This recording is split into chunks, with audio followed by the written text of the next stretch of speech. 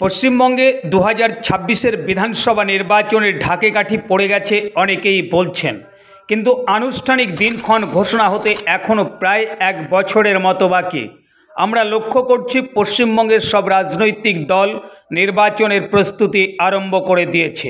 তাই আমরাও প্রত্যেক দিন একটি করে বিধানসভা কেন্দ্র নিয়ে আলোচনা করে থাকি। আজ আমাদের আলোচনায় যে বিধানসভা কেন্দ্র, তার নাম কামারহাটি বিধানসভা কেন্দ্র। আপনারা সকলে জানেন 2021 সালের বিধানসভা নির্বাচনে এই বিধানসভা কেন্দ্র থেকে তৃণমূল কংগ্রেস প্রার্থী মদন মিত্র জয়লাভ করেছিলেন। কিন্তু 2026-এর বিধানসভা নির্বাচনে এই বিধানসভা কেন্দ্রটি তৃণমূল কংগ্রেস নিজেদের দখলে রাখতে পারবে, নাকি বিজেপি এখানে তার জয়ের নিশান ওড়াতে পারে?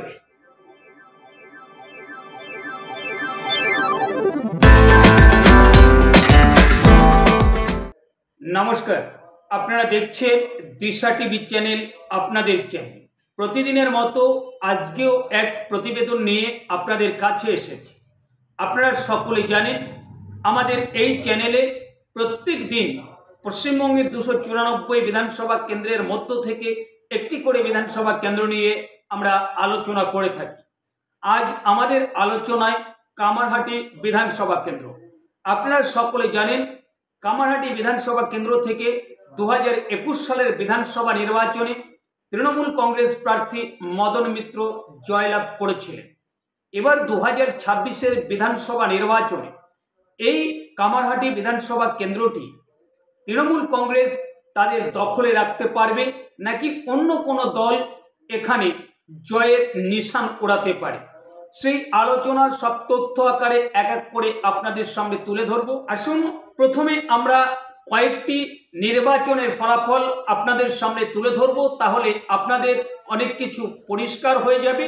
আগামী দিনে এই বিধানসভা কেন্দ্রে কোন দল সম্ভাব্য জয়ী হতে পারে। তো আসুন প্রথমে আমরা দেখে নেব 2014 সালের লোকসভা নির্বাচনে এই কামারহাটি বিধানসভা কেন্দ্রে কোন দলের প্রার্থী কত ভোট পেয়েছিলেন। 2014 সালের লোকসভা নির্বাচনে এই কামারহাটি বিধানসভা কেন্দ্র থেকে তৃণমূল কংগ্রেস প্রার্থী 57,299 ভোট পেয়েছিলেন, আর সিপিএম প্রার্থী 42,489 ভোট পেয়েছিলেন, আর বিজেপির প্রার্থী 26,432 ভোট পেয়েছিলেন। তারপর আমরা দেখে নেব 2016 সালের বিধানসভা নির্বাচনে এই কামারহাটি বিধানসভা কেন্দ্র থেকে কোন দলের প্রার্থী কত ভোট পেয়েছিলেন। 2016 সালের বিধানসভা নির্বাচনে সিপিএম প্রার্থী 62,194 ভোট পেয়েছিলেন, আর তৃণমূল কংগ্রেস প্রার্থী 57,996 ভোট পেয়েছিলেন। বিজেপির প্রার্থী 10,797 ভোট পেয়েছিলেন। এরপর আমরা দেখে নেব 2019 সালের লোকসভা নির্বাচনে এই কামারহাটি বিধানসভা কেন্দ্র থেকে কোন দলের প্রার্থী কত ভোট পেয়েছিলেন। 2019 সালের লোকসভা নির্বাচনে এই কেন্দ্র থেকে তৃণমূল কংগ্রেস প্রার্থী 63,356 ভোট পেয়েছিলেন, বিজেপির প্রার্থী 45,631 ভোট পেয়েছিলেন, আর সিপিএম প্রার্থী 21,433 ভোট পেয়েছিলেন।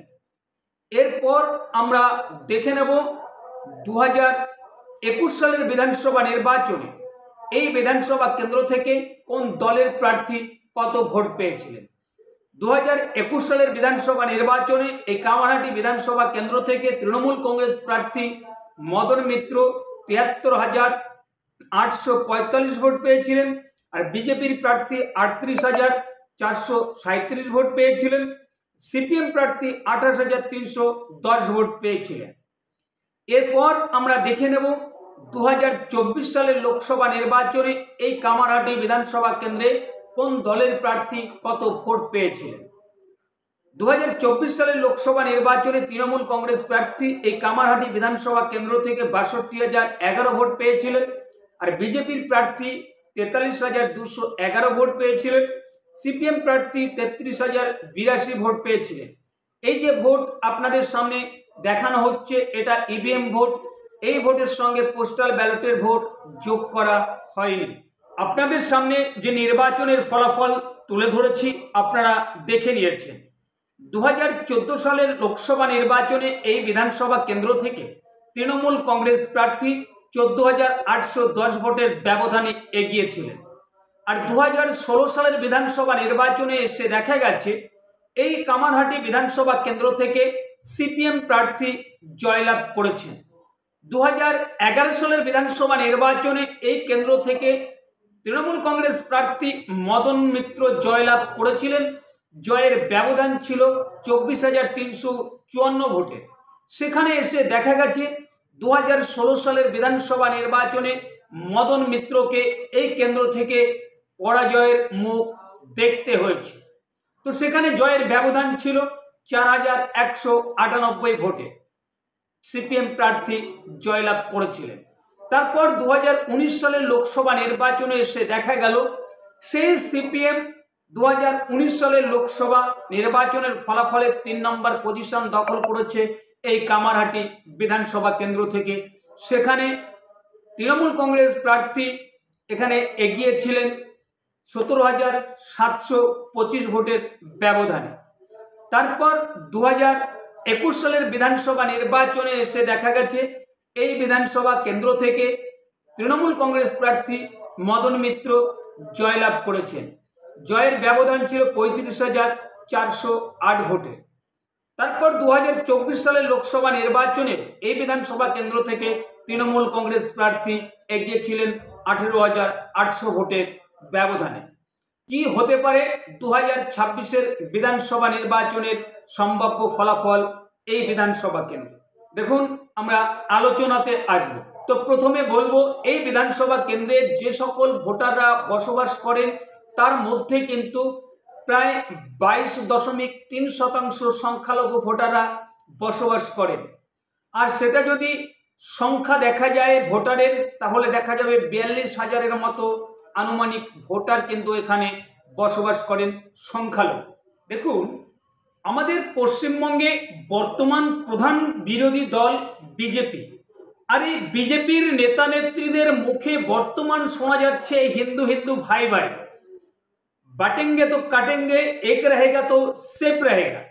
এই যে স্লোগান বর্তমান 2025 থেকে আমরা বিজেপির নেতা নেত্রীদের মুখে শুনতে পাচ্ছি, যে স্লোগান শুনেছিলাম আমরা হরিয়ানা বিধানসভা নির্বাচনের সময়, মহারাষ্ট্র বিধানসভা নির্বাচনের সময়, দিল্লি বিধানসভা নির্বাচনের সময়, সেখানে দেখা গেছে হরিয়ানাতে বিজেপি সরকার গঠন করেছে, মহারাষ্ট্রে এনডিএ সরকার গঠন করেছে, আর দিল্লিতে বিজেপি সরকার গঠন করেছে। হয়তো সেখানে সেই জয় দেখে বিজেপির পশ্চিমবঙ্গের নেতা নেত্রীরাও সেই পথ অনুসরণ করে এই স্লোগান এখন এই 2025-এ আরম্ভ করে দিয়েছে।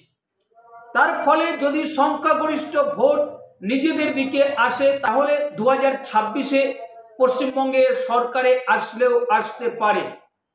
উল্টো দিকে এটাও ভাবতে হবে আমাদের যে পশ্চিমবঙ্গে সংখ্যাগরিষ্ঠ ভোট যদি বিজেপির দিকে যায় এক কাট্টা হয়ে, তাহলে সংখ্যালঘু ভোটও এক কাট্টা হয়ে তৃণমূল কংগ্রেসের ভোট বাক্সে যেতে পারে, কোট আনকোট বলছি। তারপর আমরা পশ্চিমবঙ্গে অনেক রাজনৈতিক বিশেষজ্ঞদের মুখে শুনে থাকি যে পশ্চিমবঙ্গের যে সংখ্যালঘু ভোটাররা বসবাস করেন তার মধ্যে 90% সংখ্যালঘু ভোট তৃণমূল কংগ্রেসের ভোট বাক্সে যায়। কিন্তু যদি বিজেপির নেতা নেত্রীদের মুখে এই হিন্দু হিন্দু ভাই ভাই, বাটেঙ্গে তো কাটেঙ্গে, এক রহেগা তো সেফ রহেগা, এই স্লোগান শোনা যায়, তাহলে কিন্তু সংখ্যালঘু ভোটও এক কাট্টা হয়ে 100% তৃণমূল কংগ্রেসের ভোট বাক্সে গেলেও যেতে পারে। তাই কি হতে পারে 2026-এ এই বিধানসভা কেন্দ্রের সম্ভাব্য ফলাফল? আমাদের এই প্রতিবেদন করার আগে আমরা এই কামারহাটি বিধানসভা কেন্দ্রের কিছু সংখ্যক জনগণের কাছে আমরা প্রশ্ন রেখেছিলাম, আমরা জানতে চেয়েছিলাম সেই জনগণের মতামত, তাদের উত্তর। আর এই নির্বাচনী ফলাফলে আমাদের আলোচনায় উঠে এসেছে 2021-এর বিধানসভা নির্বাচনে যেমন তৃণমূল কংগ্রেস প্রার্থী অনায়াসে জয় পেয়েছিল, সেটা নাও হতে পারে। এই বিধানসভা কেন্দ্রে 2026-এর বিধানসভা নির্বাচনে হাড্ডাহাড্ডি নির্বাচনী যে লড়াই সেটা হতে পারে। আপনাদের মূল্যবান মতামত আপনারা কমেন্টের মাধ্যমে জানাবেন। আর আমাদের ভিডিও যদি ভালো লেগে থাকে অবশ্যই একটি লাইক করবেন, শেয়ার করবেন এবং চ্যানেলকে সাবস্ক্রাইব করে আমাদের পাশে থাকবেন। ধন্যবাদ। দেখা হবে অন্য কোনো প্রতিবেদনে। ততক্ষণ আপনারা ভালো থাকবেন, সুস্থ থাকবেন।